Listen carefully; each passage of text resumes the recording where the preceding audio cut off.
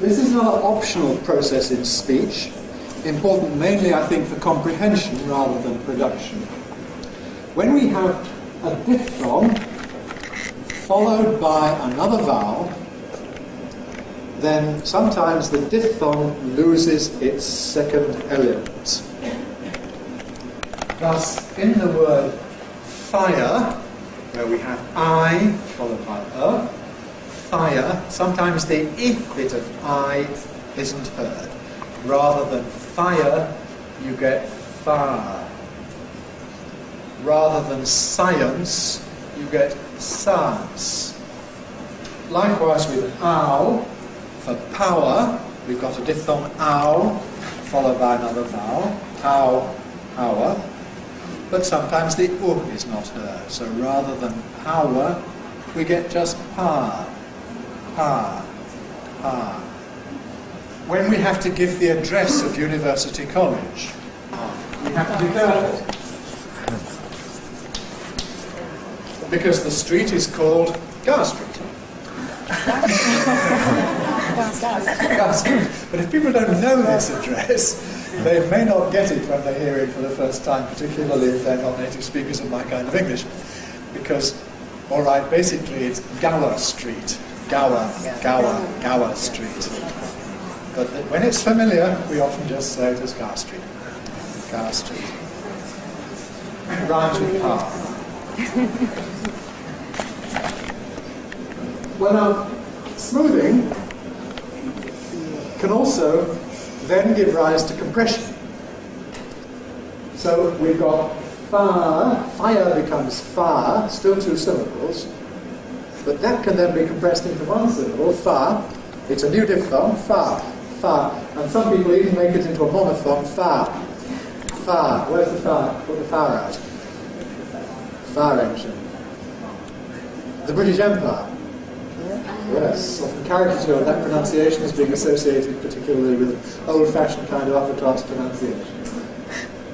Power, smoothed into par, still two syllables.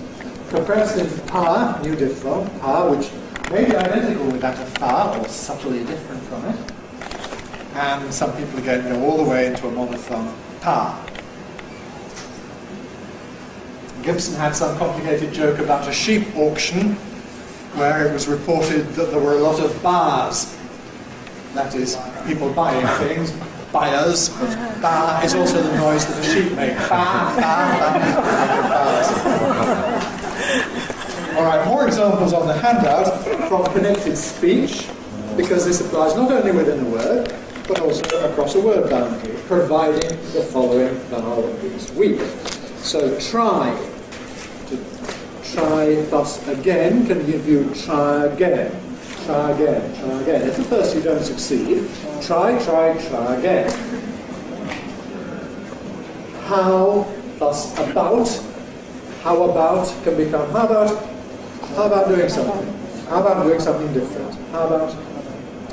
Mainly important, I think, for comprehension. So that if somebody says to you, how about going to the cinema? You can understand the words, how about going to the cinema? How about?